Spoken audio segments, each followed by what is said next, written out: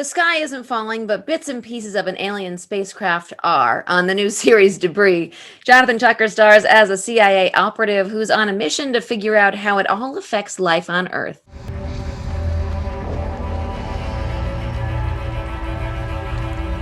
What is it? Some sort of disturbance.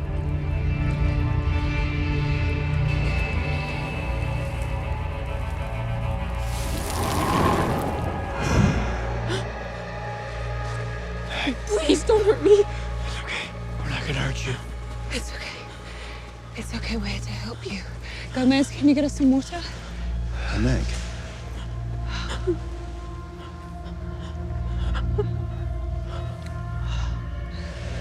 I think the debris's been implanted under her skin.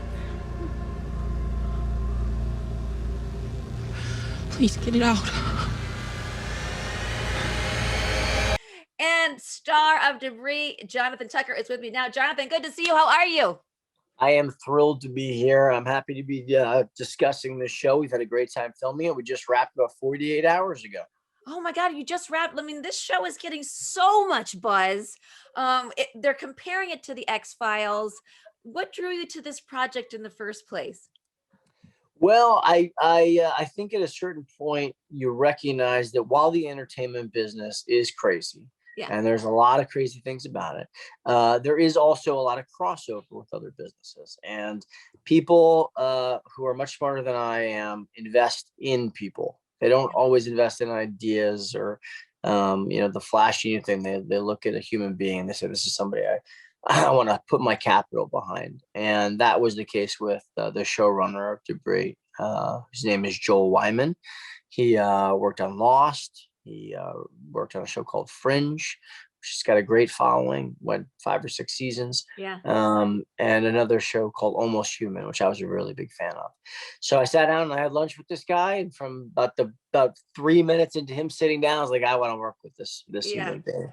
Because our lives are too short. You spend so much time out here, either behind your desk or for us on set, and it's just too important to me to not be bifurcating our whole life between work and home.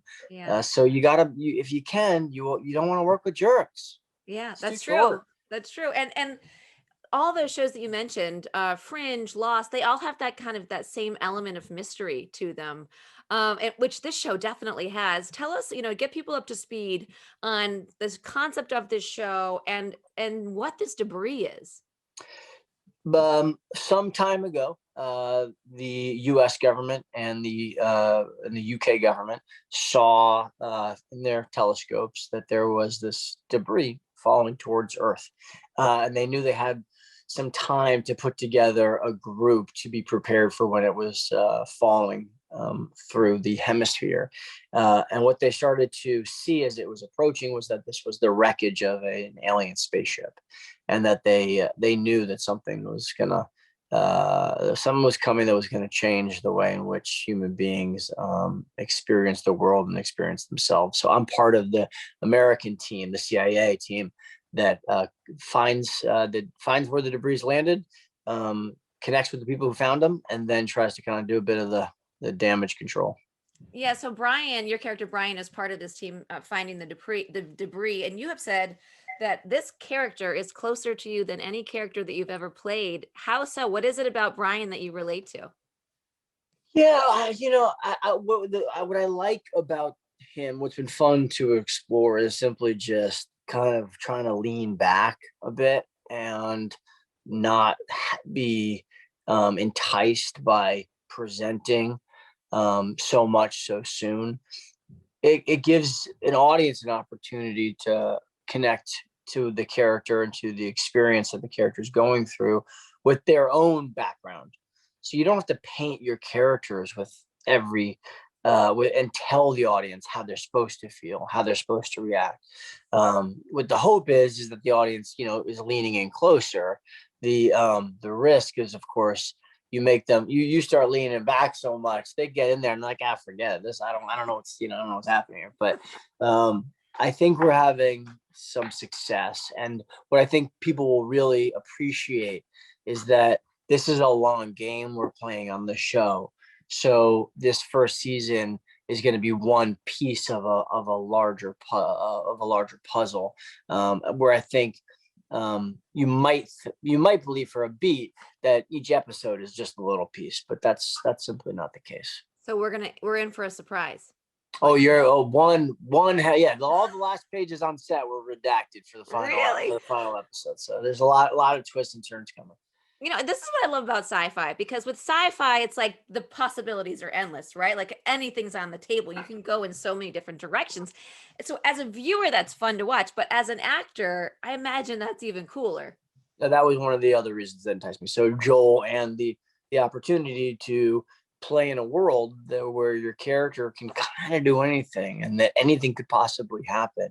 The thing that we kind of tend to forget in our own lives is that that's also the case. Yeah.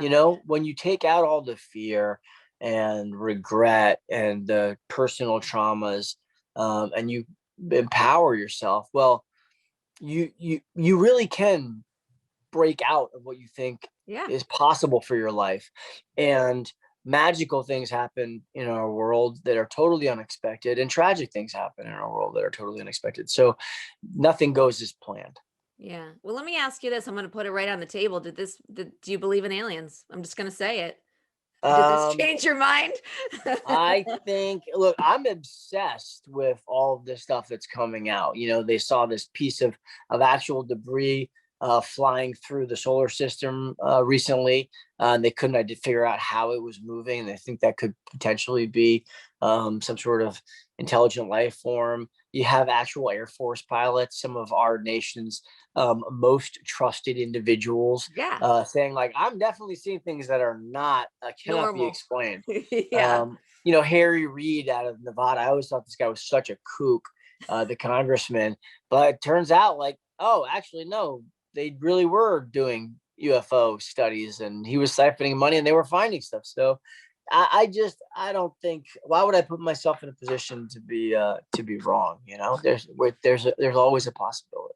There's always a possibility. Listen, what I love about reading your interviews is that, there's a lot of people in this business for fame and for money and for this, that. Those are all great things. But it seems like when you're reading your interviews, you're really in it for the craft of acting, that you really do take this seriously. And, one interview even talks about the fact that there's the Jonathan Tucker method, which is like your ability to be a chameleon in any role that you take.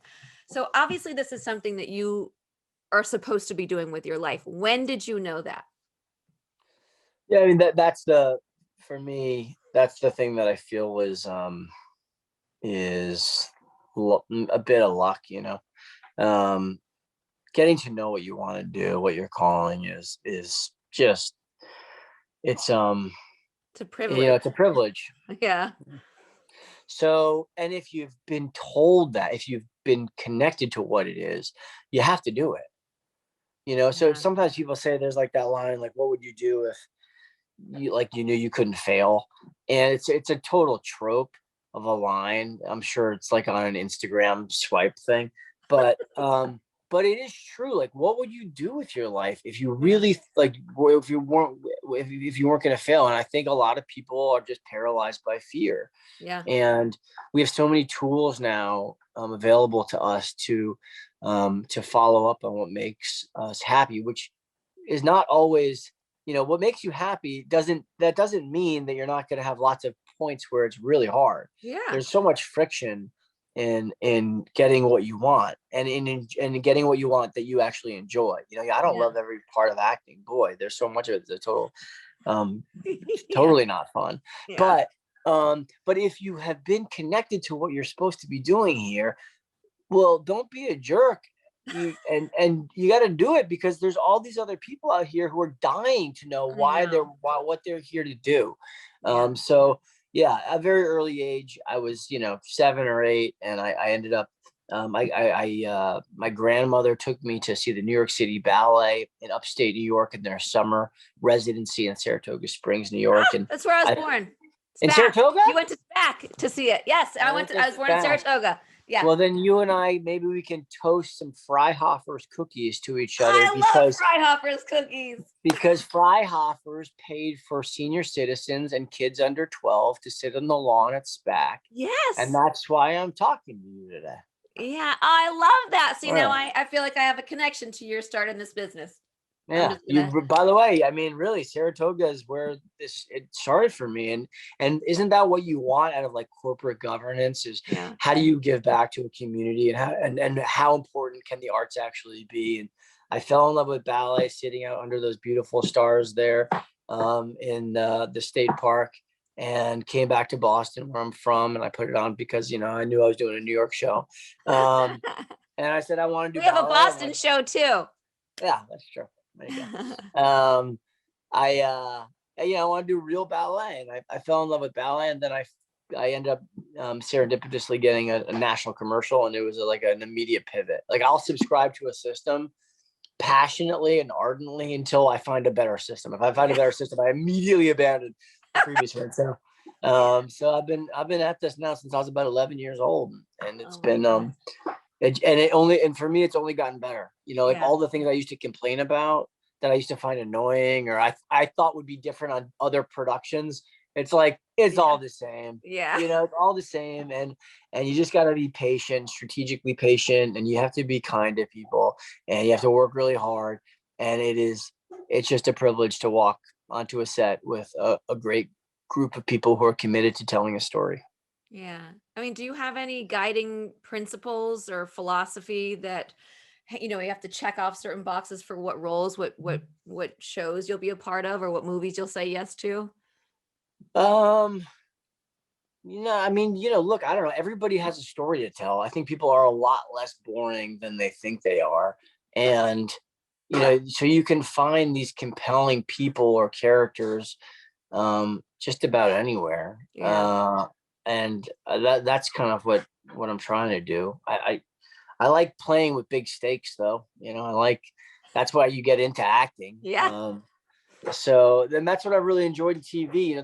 Doing independent films is great. I will continue to explore them, but I like working with the big toys. I mean, sometimes you're on these productions, and if the sun rises and they're on your coverage and they don't quite get it because someone didn't pull the focus correctly, or the camera was had a misstep, like, you might just not get that scene. Yeah. And that's super frustrating Yeah. because when you're shooting in general, it's basically like a it's like the last end of a theater rehearsal. You're not quite, that you're trying lots of stuff out for the editing room, and if you're unable to actually capture it literally for the camera, it's just gone. So Yeah. on our show, we've got techno cranes and steady cams and multiple cameras, and you have really talented technicians that this is what they do every day, 9 months a year. And that's very gratifying. Yeah. Well, I imagine it has to feel good too when past projects of yours kind of get new life. I mean, Kingdom, it has become a huge hit on Netflix. I mean, because were you surprised by that? Yeah, of course I was surprised by that. But also, again, as you said earlier, like, I'm not, we had the opportunity to highlight a subculture, one that I personally thought was abhorrent. I was not an MMA fan. I thought quite the contrary. Like, I thought MMA, UFC, basic combat sports was for the worst of our society, and it Yeah. did bad for our society. It Yeah. was really a very, very bad thing. And now 180 degrees later, like, I'm the biggest proponent of it. My two kids, I'm like, you're going to learn a second language, and you're going to I'm just going to say, the only rule is you're going to get a blue belt in jiu-jitsu. And the people that I've met in MMA have been some of the most important people in my life as men, Yeah. as people. And, and so we got the chance to get into that world and to bring it to life and to reflect it and to share it with people who might have felt the same way that I did, Yeah. or people that have experienced the things that we put on the show. And the fact that now it's getting to be seen by a wider audience, I mean, it's great. But we knew we knew we were doing our job well when we were doing it, and that's really the only thing that you can have as a goal. Yeah. I mean, all these shows are getting reboots with this fan response. Has there been any conversation of that? Number one. And number two, if there was, I imagine it takes a lot to get in that shape. Like, are you ready tomorrow if they said we got to do this Well, again? one of the things I've learned from MMA, which is a great crossover to other parts of your life, is they oftentimes have these huge championship fights and somebody falls out. The competitor falls out. It happens all the time. Yeah. And poor Dana White throws, $5 million into the press for this championship fight. And like a week before, guy, breaks his hand or can't make weight or COVID, now. So Yeah. what happens then? Then they go, well, who's the next in line in that weight class? Number one, number two, number three. And what ends up happening is most of those guys aren't ready. Yeah. They can't make weight. They don't have So the cardio. They're Jonathan not in shape. Tucker is going in. Well, guess what? If you're number 4 on the list, but you've been in camp and you're ready to go, you get your big shot. So Yeah. you got to be ready. You got to stay ready. I mean, that's why Tom Brady got in when Drew Bledsoe was injured. He was ready to go. Yeah. And we get to see that empirical feedback in sports. You should be able to figure out how to apply it to your own life. And yeah, that's right. Let's do this.